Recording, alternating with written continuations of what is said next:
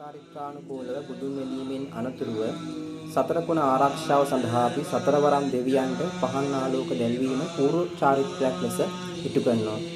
සතරවරම් දෙවියන්ට පහන් ආලෝක දැල්වීමෙන් අනතුරුව අපි විශ්වකර්ම දිව්‍ය පුත්‍රාජානන් වහන්සේට වෙනම පහනක් දාගන්නවා. මේ පහන් ආලෝකයෙන් පසුව අපි දෙවොල් දෙවියන්ට මේ අග්නියට අධිපති වන දෙවොල් දෙවියන්ට පහන් ආලෝකයක් පිදීම සඳහා ලිග්ගල උඩ බුලත් පොලයක් අපි තබනවා. ඉන්නතුරුව ඊළඟ පහන් ආලෝකය අපි වෙන් කරනවා මේ ඖෂධ වලට අධිග්‍රහිත වන දෙවි දේවතාවුන් වහන්සේලාට මේ ඖෂධය බලගන්වීම සඳහා ආශිර්වාදය සඳහා මේ පහන් ආලෝකයක් වෙන් කරනවා. දෙවොල් දෙවියන් දෙසා අපි පහන් ආලෝකය පූජා කරනවා. අග්නියට අධිපති වන දෙවොල් දෙවියන්ට මේ පහන් ආලෝකය පූජා කරනවා.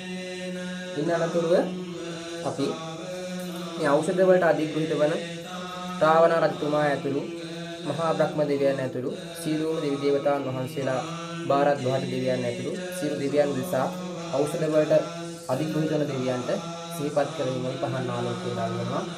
ඉන් අනතුරුව අෂ්ට බහිරව දෙවියන් උදෙසා පහන් ආලෝකය අපි වෙන් කරනවා.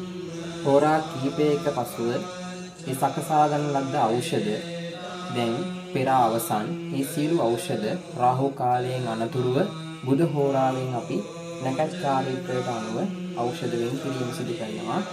මේ ඖෂධ දැන් නැකකට අපි මේ කලයට නැත්නම් මුට්ටියට බහලනවා.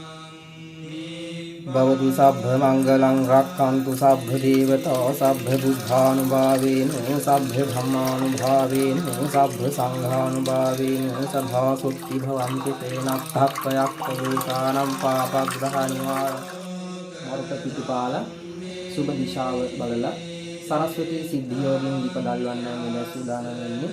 සුබ දෙවියන්ගේ ආශිර්වාදයෙන් මේ ලිප නැකතට දැන් දල්වනවා.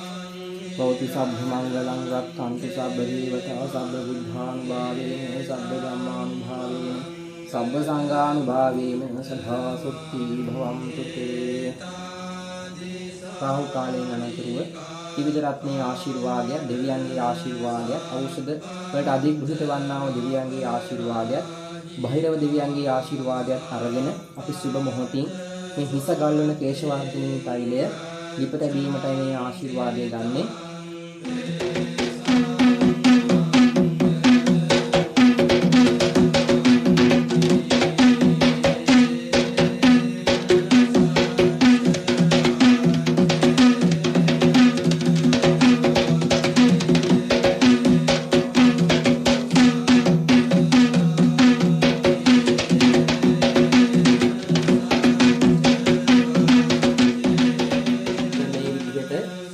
චාරිත්‍රානුකූලව ලිප තැබූ ඖෂධ මුට්ටිය අපි දැන් ඖෂධ නැටීමෙන් අනතුරුව නැත්තම් මේ ඉස්ම ටික රටනකොට ගින්දර අඩු කරලා දින 2ක් විතර මේක මදගින්නේ පැහෙන්න තබනවා.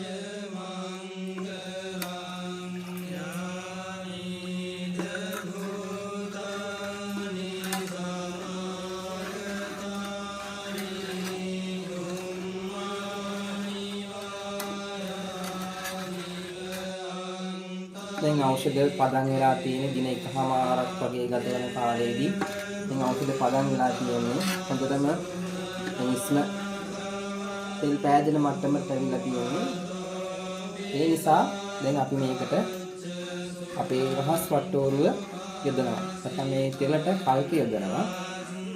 ඒක සරස්වතී සිද්ධියෝගේ අනුකූලව සරස්වතී දේවී මෑණියන් සිහිපත් කළ තමයි අපි කල්ක යොදන්නේ. මොකද මේ තෙලට අධිග්‍රහිත වන්නේ සරස්වතී මෑණියෝ. ඉතාමත් හොඳ සුවඳක් මේ වෙනකොට එනවා.